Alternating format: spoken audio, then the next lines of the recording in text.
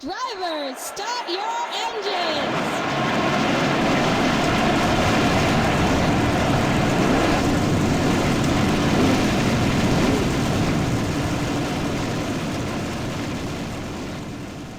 And with that, the engines roar to life here of the Aaron's Pro Cup Series.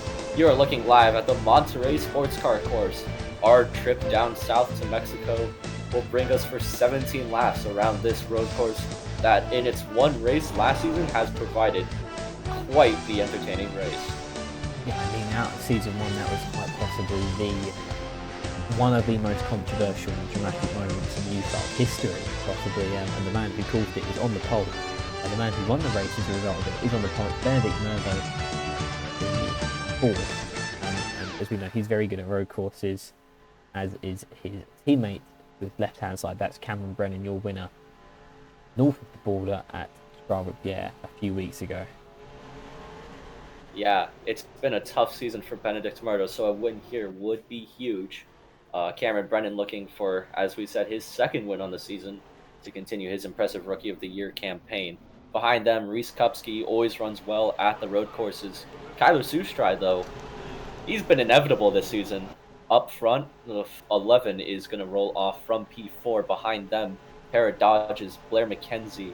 A surprisingly good qualifying run for her on a road course. And full Stens ringer, Jet Hawksworth, once again, putting his name up there for a very solid run on the road courses. Daniel Voiles also always runs well on when we turn left and right. So does Joe Zeller, so they make up row 4. Seth Morgan has put in a very much needed good run for the Cells 22 team in qualifying. He'll line up alongside another ever-present name in the top 10, Lotus Disperito. A few more things to note. We have Chris Martins making his first start in the 41, has made a start in the 21-4 Orange Auto earlier in the season. He's been sent to the rear along with Matthew Schubert for failing post-qualifying.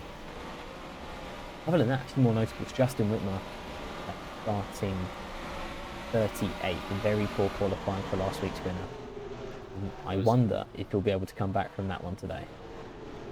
Whitmer was in fact the slowest driver to actually take time, only saved by the two post-quality tech failures of Hubert and Martins to start any higher. And as the field continues to weave our way through, we do have a few other notes. Naziri Romashko makes his return to Cup Series action in the second Astana Kazakhstan racing team, the unsponsored 79 entry. As we see there, this will be their first race. And Wyatt Wilkinson starting right behind in the 29 for Marinacci Motorsports. Nia Marinacci has unfortunately left, but that means that we have Wyatt Wilkinson making his return. And will hopefully try to get a bit further into this race than he did last year. Had a mechanical issue on the warm-up lap and was not able to take part. And the cars weave their way through the final chicane onto the front straight, accelerating up through the gears, and we are green flag racing here at Monterrey. Not very organised at the back, but we are off.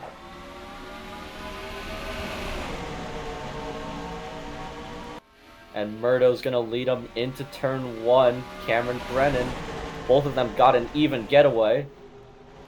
And we stay mostly good through there. Brennan sweeps around the outside to take the lead away from his team boss. And so far, everyone has kept it clean.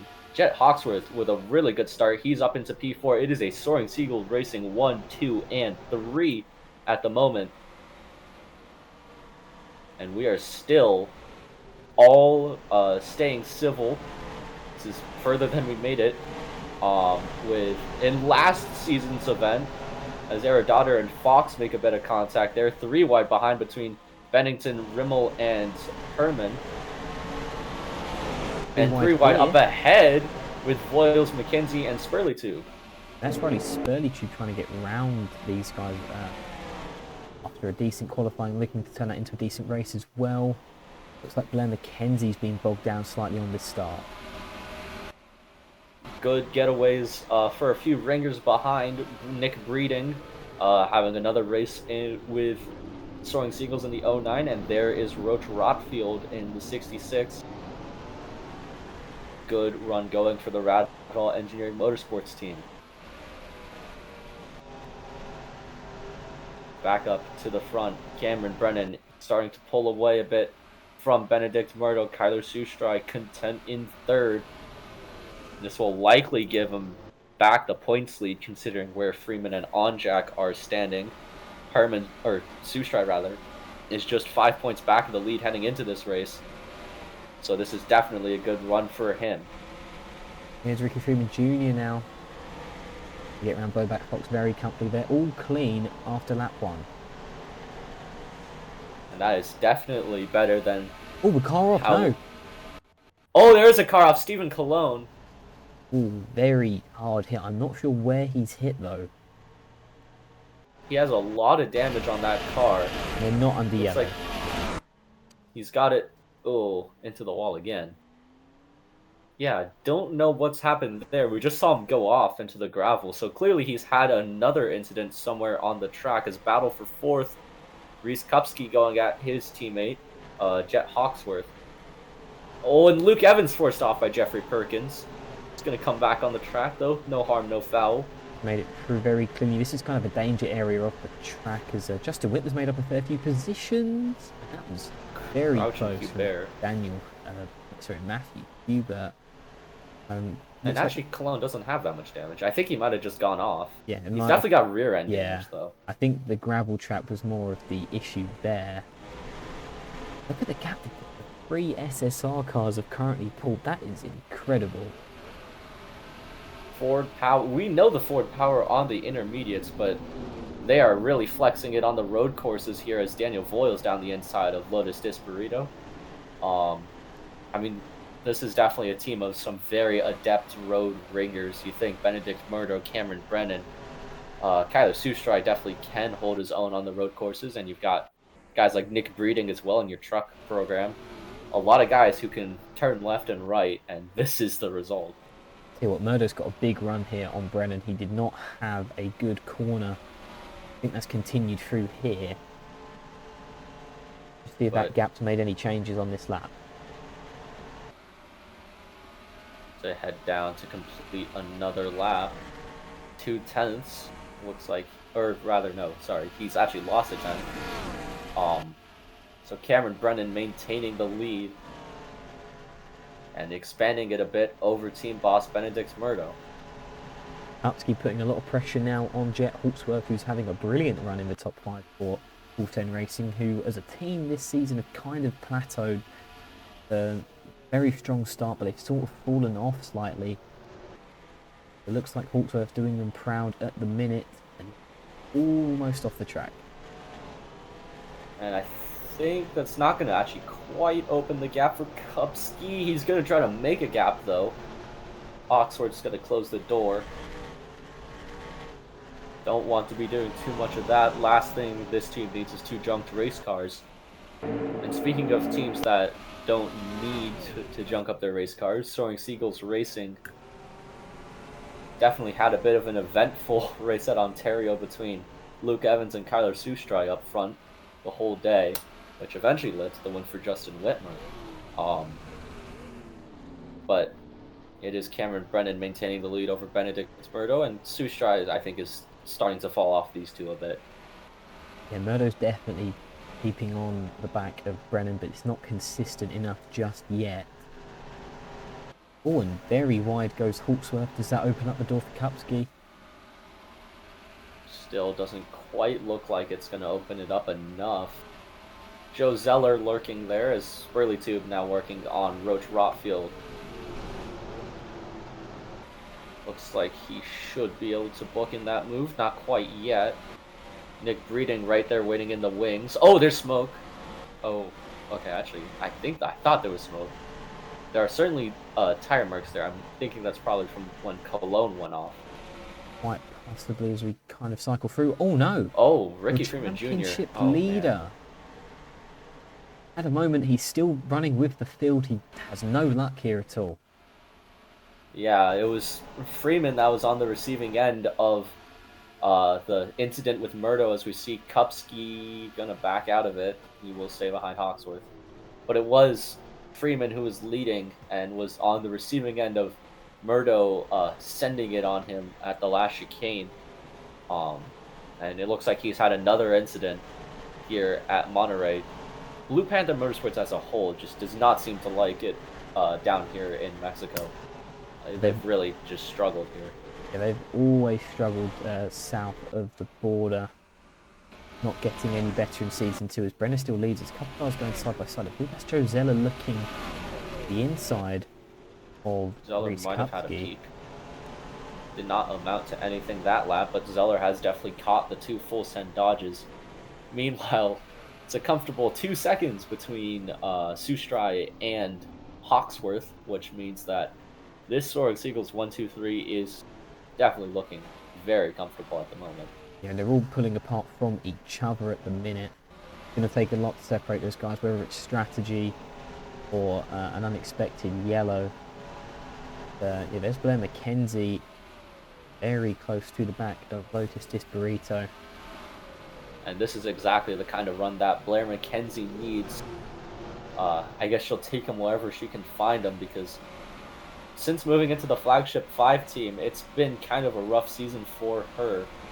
A few flashes, but everything always unravels one way or another. So hopefully she can make it through this race in one piece. Looking through the field here. RFJ very much just clinging onto the back now. These guys really making it look easy at the moment, the front three. They are really making it look like that they're just taking a nice Sunday drive through the park, much rather competing in a USARC race. But it is Jet Hawksworth still holding on to P4 over teammate Reese Kupski, Zeller, and Voiles behind. And looking down through the field, Daniel Sells putting in a good run, as is Christian Vargas, 2 guys that really, really need them at this point in the season. Both are currently inside the top 20. Vargas' teammates had a lot more luck than him, and I said it in the last race, when Vargas isn't slow, he's crashing at the minute. But at the moment, currently running 18th, so you know, I would assume his biggest goal today is to keep it clean. He's got pressure from Angel Gutierrez right. Gutierrez is in fact trying his best to make a move. A bit further back, we see the Andrado 21, Freya Aerodaughter, making one of her select cup starts as a road ringer for Andrado, just outside the top 20 right now, currently sitting in 21st. Not a bad run for her. He has shown a lot of promise in the few starts which he's made. Hawksworth, I do sure maybe made a mistake somewhere, because I feel like that gap was closed. It definitely has closed. Sustrai does appear to be being caught by Hawksworth and this group, but the 2 that certainly aren't are Brennan and Murdo. We're looking at a much cleaner race than last year currently. It's going to take a lot to get those guys out of those positions. I think Sustrai may be struggling a little bit more. He's not exactly the road course ringer type, unlike the 2 behind him. Well, hats off to Daniel Voiles. Whenever we come to a road course or a super speedway, he always pulls it out of the bag. Ran very well at Trois Rivières, and very well at Daytona as well, and he's currently 7th now for Score Motorsports, a full-time team which seem to fail to qualify often, but when they do qualify, they run well in the race. The fair play to Daniel Voiles, currently running 7th. Seth Morgan now has got past Blair McKenzie. Morgan is another, I believe, road ringer, and he definitely is needing a run like this. Celso Autosports as a whole just needs some form of good news. It's been a lot of bad news since expanding over this past off-season, as we see Luke Evans doing battle with Peter Onjak, continuing on from their battle last week at Ontario, and it looks like that Evans definitely has the better of the Season 1 champion. Yeah, very much, at least for now. coming out on top, a lot further down the field, obviously, than their battle with Mario.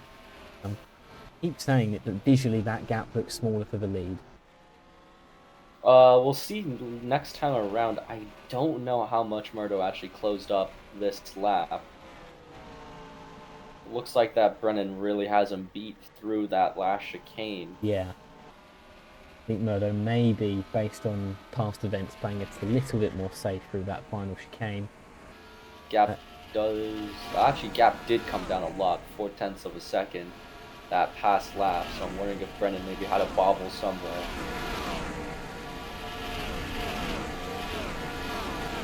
But we are already 7 laps through this one of 17. We are expecting, I believe, pit stops this race. Yeah, absolutely. There will be. They weren't last season, but based on the kind of the change. Oh, and off goes Brennan off the track. That's going to shorten definitely. Yeah. But anyway, back to strategy. So we will see I believe, one pit stop this race. Yeah, at this point, definitely. I mean, we've not had an early yellow. So I think it's safe to assume. And ooh, Cameron Lopez flying in, and there's some dust up. I believe that might still be... Oh, no, Ben Crouch. Oh, Anthony Greenman as well. And the yellow is out for that one. Caution is out. Anthony Greenman in the tires. Hardin Murdo has caught Cameron Brennan. It's all kicking off on lap 7. Here goes the 01. Here he comes for the lead. Can't quite make it work. Can he get the gas down earlier? Doesn't quite look like it. I think Brennan's back clear. That's a big accident there for... it looks like Crouch and Greenman may have come together. Oh, I saw some dust being kicked up. That is the case. Yeah, Crouch has not made it back as well. Very unfortunate for Anthony Greenman. His season continues, along with the rest of USARC, to go downhill. And Brennan will lead him back to the yellow over team boss Benedict Murdo. Lap 8 of 17, we have our first yellow big incident between Ben Crouch and Anthony Greenman.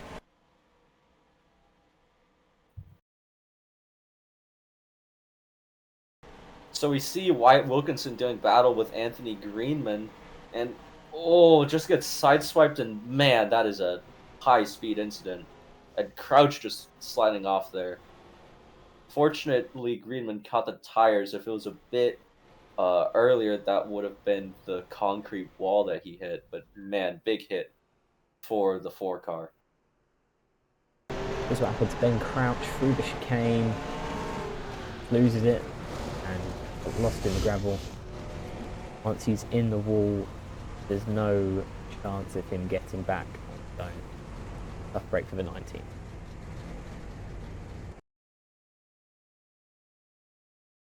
Welcome back to Monterrey, and the whole field, it would seem, is coming down pit road. It's been a stack up in the back. It's been caused by Nick Breeding, who has a tyre down under yellow. It looks like that tire might have ripped up a bit of bodywork as well. There's some damage on the 09, so that's a really tough break for that team. Breeding was looking really good. Much like his run at Trois-Rivières, it's all going to kind of fall apart. Here we are on pit road. And for tires and fuel, the order of the day, as predicted. This should be enough to get everyone back to the end. Two Strike's going to come out in second. Murdo's going to come out third, almost fourth. Hawksworth with a good stop. This Burrito also put up a good stop, because they've jumped Kupski and Morgan. Blair McKenzie, the 5 team, not looking good. Voiles is taking a while on pit road. Breeding's cut the hood off. Very tough break for Daniel Voiles. Good stop as well from Spurley. There's Disburrito. It's like a bit of damage? Or that might just be me. No, I think there is some slight rear end damage on that car. Looks like we're going to go back green. And there is Voiles and Rotfield. I do not know what took them so long to pit road. Justin Whitler's jumped quite a few places. He's now behind the 77 of Evidith Latvian. Head of Freya Aradotta. All these people, he was very far behind. Yeah. So definitely, we are looking at a bit of a jumbled running order after pit stops, except for at the front. It is still Cameron Brennan, and it is still Benedict Murdo, and it is still Kyler. Wait a second. No, it's Seuss right now over Murdo. Yeah, it's just but the scoring tower slightly wrong in the minute. But regardless, it is still our Soaring Seagulls 1, 2, and 3. This is definitely what that team needs.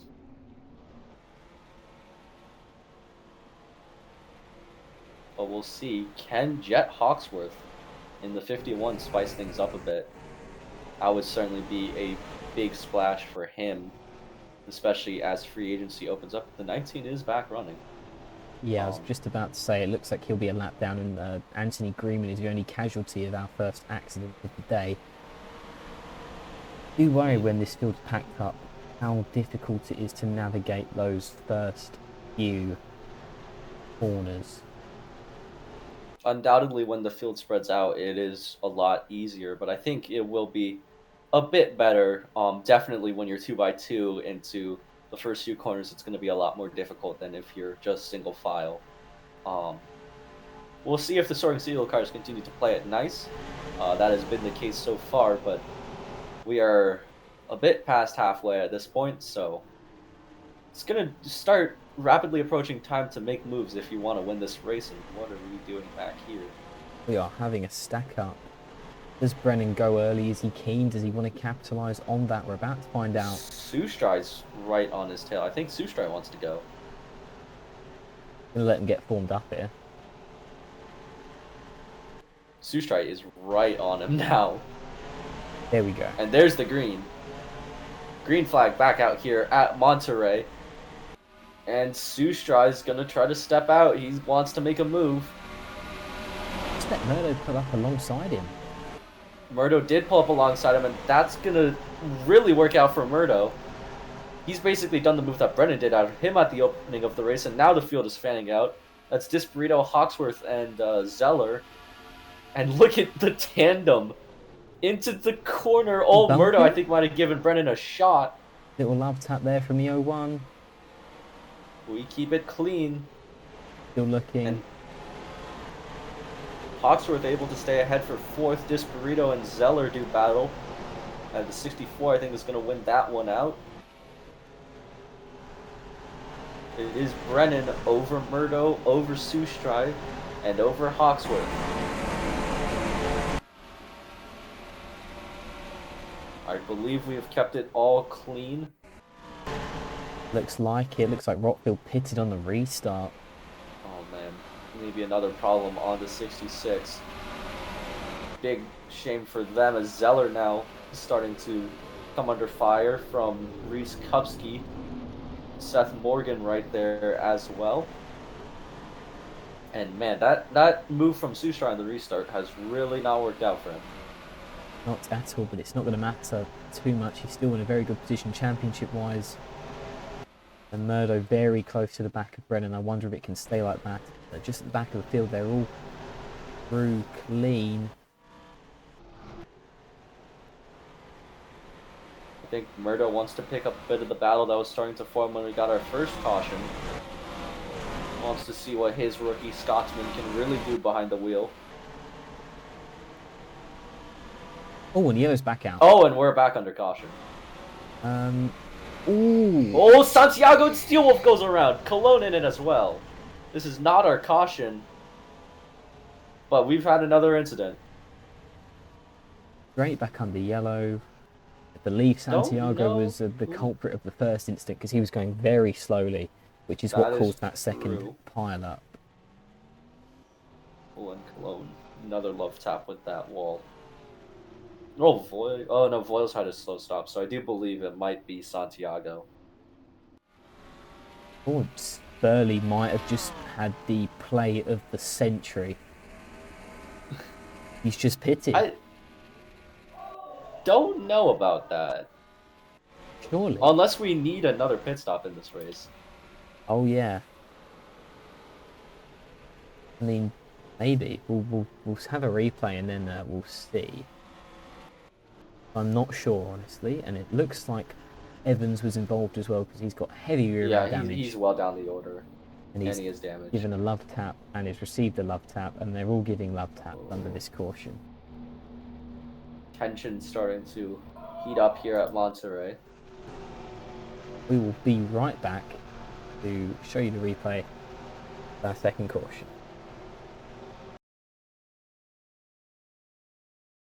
So the caution is in fact for Luke Evans. We see on board he's battling Riley Spurley tube, and the H just goes in with a tap into the chicane, backs it into the wall.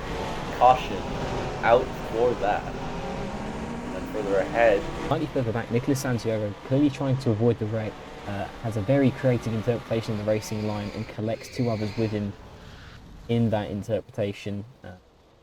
And a tough break for a car that was and a team that was really just getting their affairs in order this season, having a good run. He gets away with it, however, compared to Stephen Clone and Eli Steelwolf. A tough break for both of them. Steelwolf, I believe, got caught up in an incident at Monterrey as well. So yeah, tough break for those guys, and we are under caution for the second time today.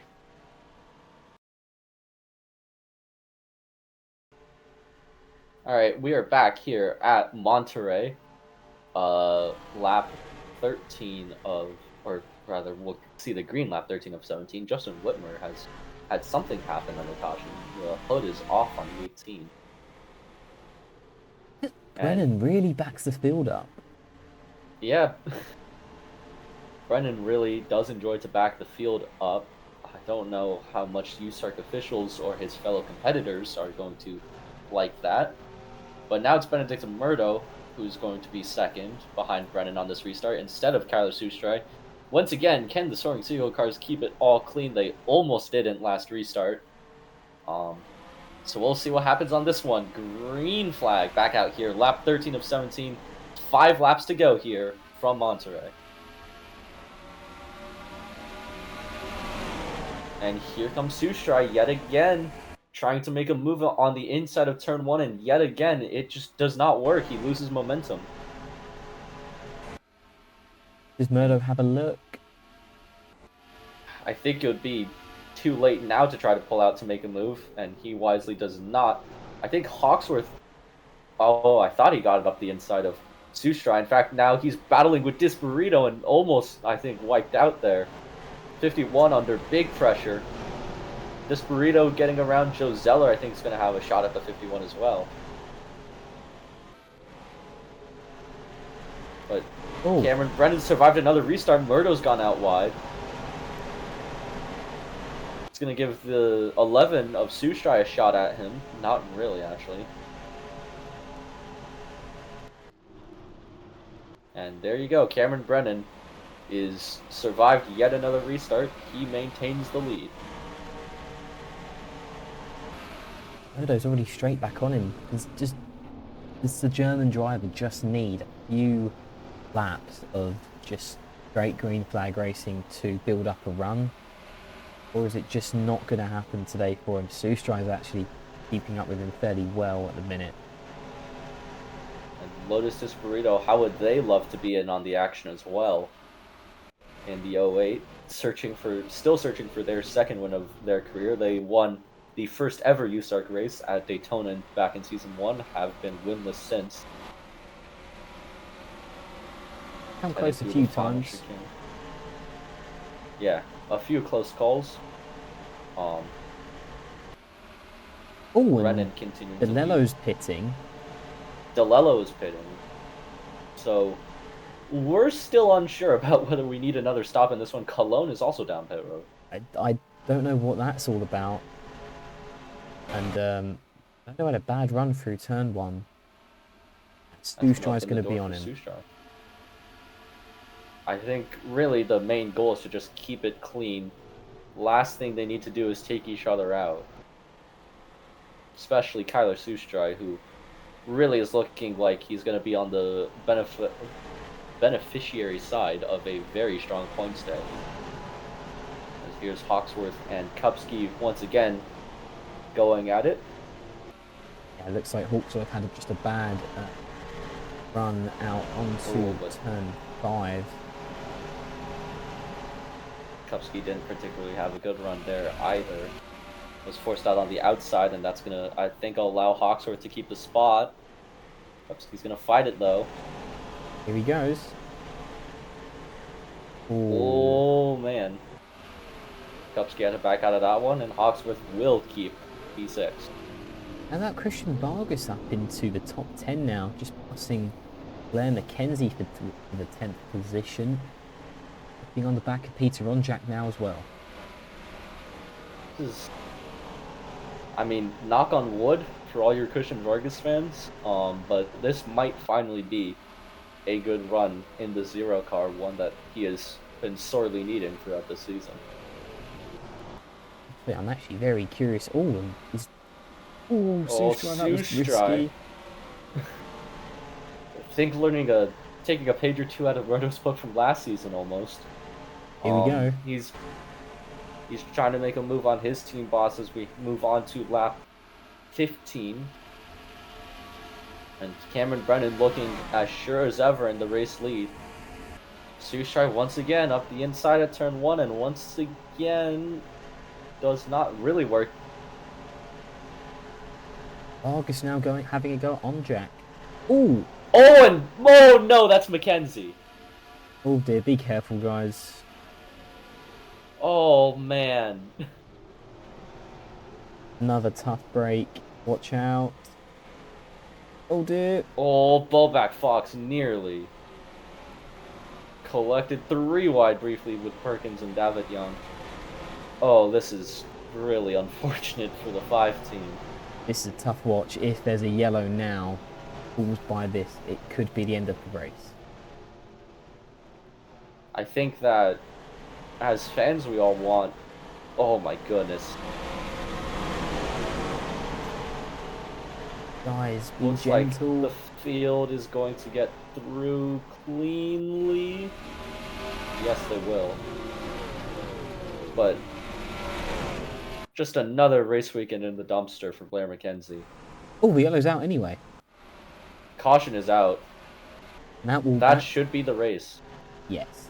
We might get like 1 lap. That's if they choose to clear up whatever's happened quickly, unless it's a... I have no idea. Can't imagine it's for anyone else except for McKenzie. We haven't seen any other incident. No, so at the moment, Brennan's going to take yellow. Yeah, I think it might be for McKenzie. We'll have to take a double check at that. And now, as they come through final corner, don't expect them to get back racing again. We'll be right back with either the restart or the end of the race, or a replay of what's happened, if anything has happened.